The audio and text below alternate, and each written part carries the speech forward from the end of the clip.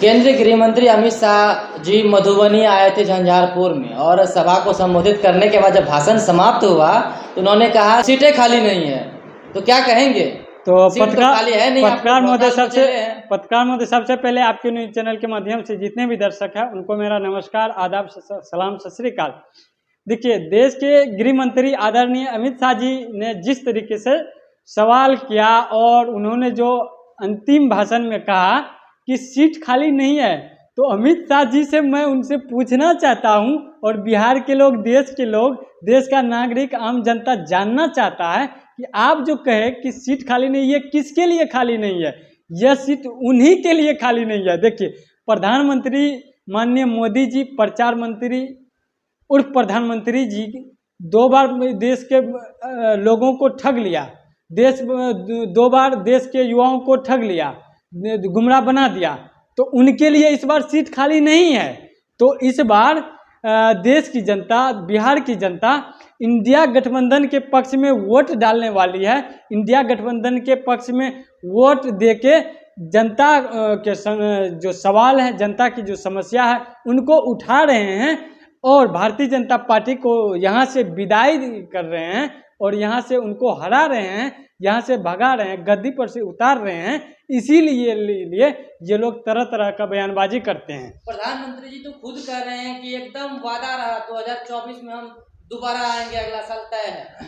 देखिए, प्रधानमंत्री जिस तरीके से सवाल करते हैं और वो बयानबाजी करते हैं, तो हम तो इसका बात का कभी सीरियस लेते ही नहीं है, क्योंकि इन्होंने जो वादा किया था कि 2014 के लोकसभा चुनाव में और 19 के लोकसभा चुनाव में कि देश की जनता, देश के युवाओं से प्रत्येक वर्ष 2 करोड़ युवाओं को नौकरी देंगे, तो नौकरी के जगह उनको मिला क्या?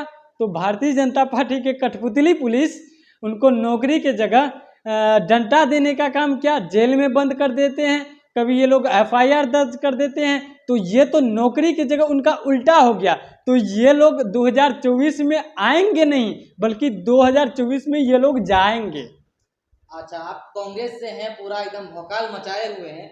2024 के लिए कांग्रेस और आपका क्या मुद्दा रहेगा भाई, जितना आप लोग हल्ला मच कर रहे हैं? देखिए, पत्रकार महोदय, 2014 के बाद जिस तरीके से भारतीय जनता पार्टी के लोगों ने किसानों को, युवाओं को, महिलाओं को, देश की जवानों को ठगने का काम किया है और देश की जवानों को, देश के युवाओं को जन के मुद्दे को भटकाने का काम किया है, वादा से अलग करने का काम किया है, इसी को जवाब देने के लिए और देश में लोगों ने जिस तरीके से हिंसा, नफरत, दंगा, हिंदू मुस्लिम, प्रेम, एकता, भाईचारा और इस देश की गंगा जमुनी तहजीब को बदनाम करने का काम किया है और धूमिल करने का काम किया है, ऐसे लोगों को मुंह तोड़ जवाब देने के लिए, ऐसे लोगों को यहाँ से भगाने के लिए और बेरोजगारी, महंगाई जैसे मुद्दे को लेके इस बार हम और हमारी कांग्रेस पार्टी ही नहीं,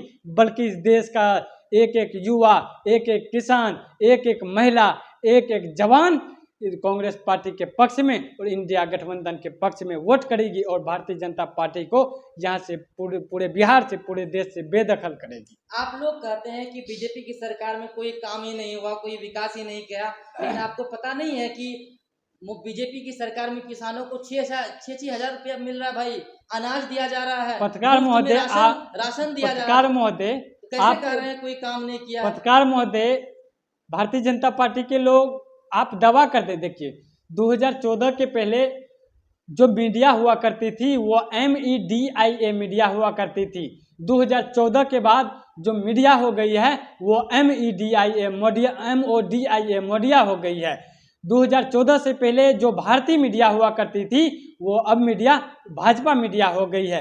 तो ये लोग देश की जनता से, देश के किसानों से, देश के युवाओं से न आप धरातल स्तर पे जाके पत्रकार महोदय उनसे पूछिए, क्या देश के किसानों को, देश के जवानों को, देश के महिलाओं को उनके खाते में 15-15 लाख रुपया आया?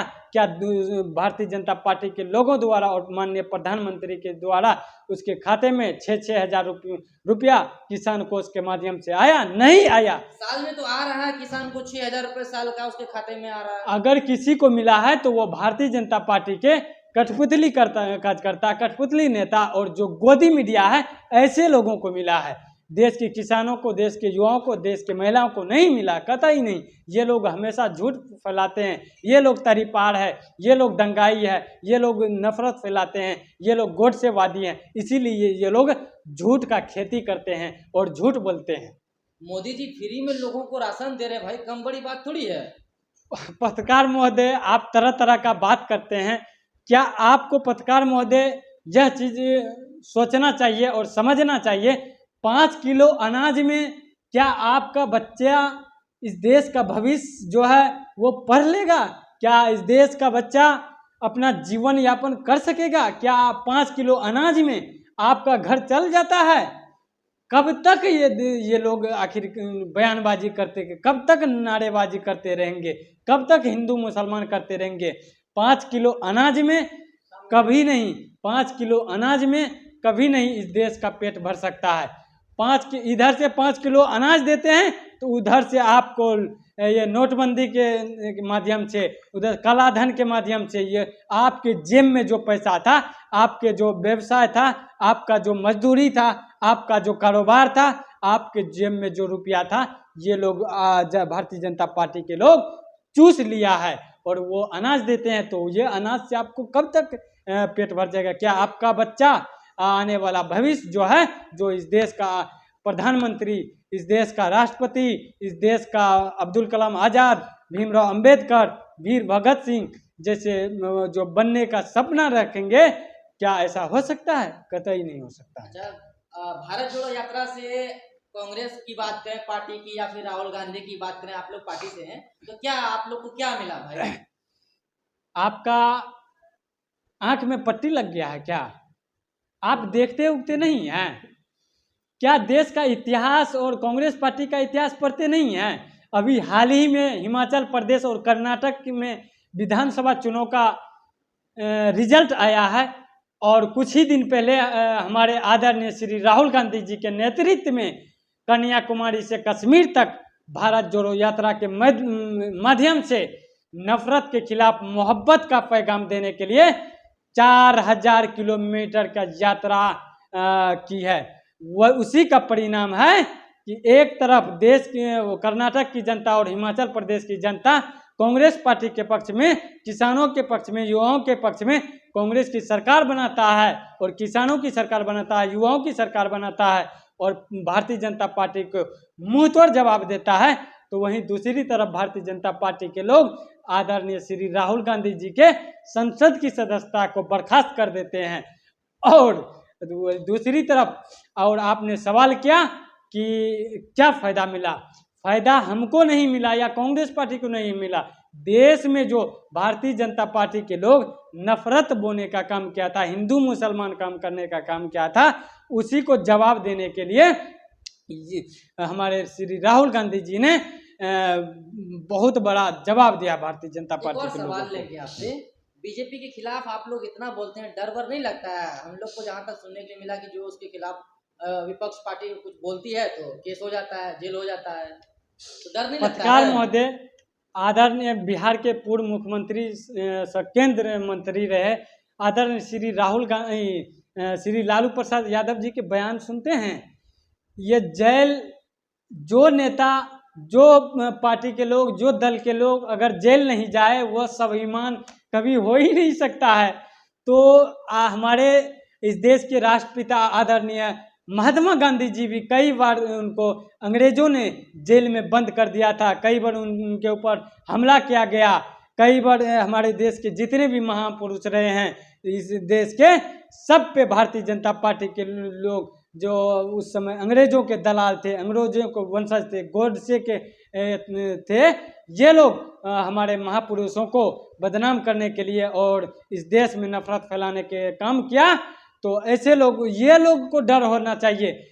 हम लोग कभी नहीं डरते हैं, हम लोग गांधीवादी हैं, हम लोग गोडसेवादी नहीं है। अगर डरने का काम किया है तो भारतीय जनता पार्टी के लोग सवाल से भटकाने के लिए, ये लोग सच्चाई को छुपाने के लिए ये लोग डरते हैं। और हमारे नेता आदरणीय राहुल गांधी जी ने एक नारा दिया है, डरो मत। जैसे हमारे महापुरुष राष्ट्रपिता महात्मा गांधी जी कहते हैं डू एंड डाई, करो या मरो और डरो नहीं किसी से। उसी तरह राहुल गांधी जी ने एक नारा दिया है, डरो मत, हक के लिए, अधिकार के लिए हमेशा लड़ते रहो।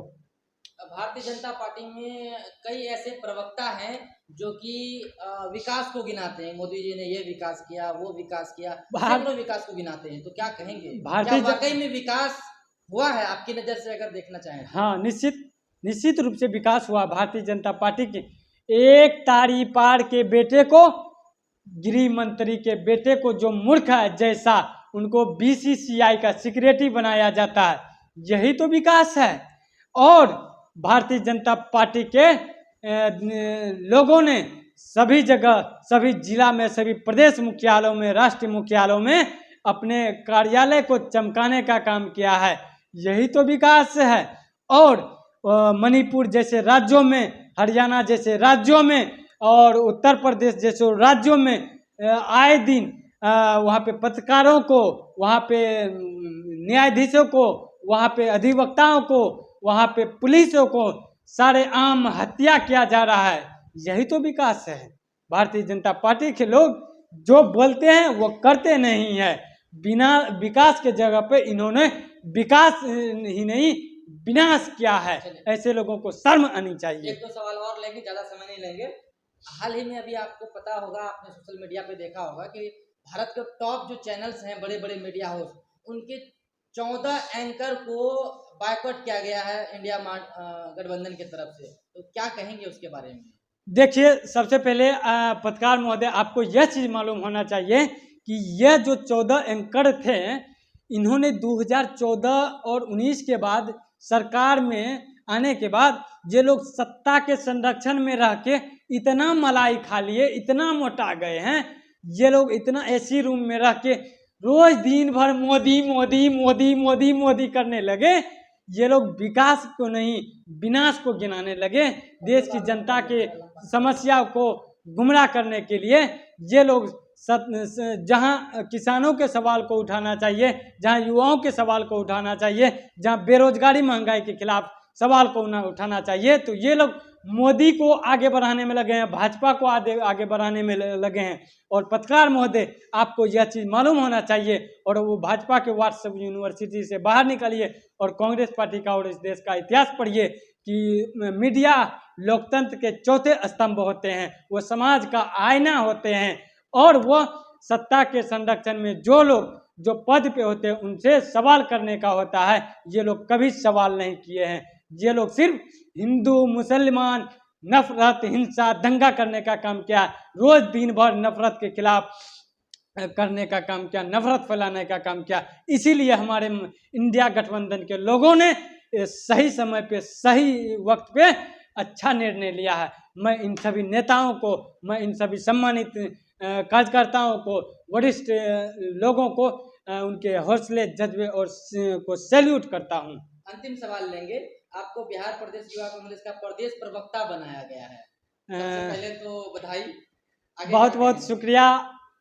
देखिए, बिहार प्रदेश युवा कांग्रेस के प्रदेश प्रवक्ता बनाए जाने के लिए हमारे देश के और हमारे कांग्रेस पार्टी के राष्ट्रीय अध्यक्ष आदरणीय श्री मल्लिकार्जुन खड़गे जी, पूर्व अध्यक्ष श्रीमती सोनिया गांधी जी, और इस देश के युवाओं की आवाज़, किसानों की आवाज़, बेसहारों की आवाज़, गरीबों की आवाज़ आदरणीय श्री राहुल गांधी जी, और भारतीय राष्ट्रीय युवा कांग्रेस के राष्ट्रीय अध्यक्ष श्री निवास बीवी जी सहित देश और प्रदेश नेतृत्व का मैं हृदय से आभार प्रकट करना चाहता हूं कि हम जैसे आम कार्यकर्ताओं को इतनी बड़ी और महत्वपूर्ण जिम्मेदारी दी है कि आज हमको प्रखंड से, गांव से, पंचायत से लेकर जिला से लेके हमको पूरे बिहार प्रदेश यूथ कांग्रेस का प्रदेश प्रवक्ता के जिम्मेदारी दी है। तो मैं अपने इस जिम्मेदारी को निश्चित रूप से मैं पार्टी के सभी सम्मानित नेताओं को विश्वास दिलाना चाहता हूं कि अपनी जिम्मेदारी को निश्चित रूप से हमेशा निभाने का काम करूंगा और पार्टी संगठन की मजबूती के लिए हमेशा धरातल स्तर से लेकर सोशल मीडिया के माध्यम से उठाने का काम करूंगा। और इस प्रवक्ता बनाए जाने में जिन भी लोगों का सहयोग बलिदान, साथ रहा है, सभी लोगों का जो हिस्सा रहा है, खास करके बिहार प्रदेश यूथ कांग्रेस के प्रदेश अध्यक्ष बड़े भाई शिव प्रकाश गरीबदास जी और यंग इंडिया बोल के कार्यक्रम के प्रदेश प्रभारी आदरणीय जावेद अख्तर साहब, सभी लोगों का मैं हृदय से आभार प्रकट करता हूं कि आप सब ने हम जैसे आम कार्यकर्ताओं पर विश्वास जताया है, इसके लिए आभार प्रकट करना चाहता हूं। और इस देश और बिहार में हम जैसे लगभग 10 युवाओं को प्रवक्ता की जिम्मेदारी दी है।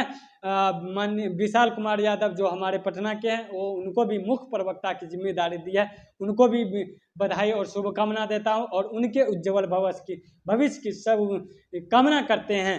और मुझे बिहार प्रदेश यूथ कांग्रेस का प्रदेश प्रवक्ता इसलिए बनाया गया है कि बीते दिनों और बीते महीनों में दिल्ली में भारतीय राष्ट्रीय युवा कांग्रेस कार्यालय में और पटना के कांग्रेस कार्यालय सदाकत आश्रम में राज्य स्तरीय हम लोग का प्रदेश प्रवक्ता हेतु चयन प्रक्रिया की भाषण प्रतियोगिता आयोजित की गई थी। हम लोगों ने बढ़ चढ़ के हिस्सा लिया था, वहाँ पे बढ़ती बेरोजगारी महंगाई के खिलाफ अपनी आवाज़ को बुलंद किया था। तो इन लोगों ने और हमने दिल्ली में भी यंग इंडिया बोल के माध्यम से उस कार्यक्रम में हिस्सा लिया था और अपनी आवाज़ को बुलंद किया था। वही आवाज़ को सुन करके हम जैसे हम कार्यकर्ताओं को महत्वपूर्ण जिम्मेदारी दी है। तो इस जिम्मेदारी को मैं बखूबी निभाऊंगा और सभी लोगों का मैं हृदय से आभार प्रकट करता हूं और हृदय से बधाई और शुभकामना देता हूं।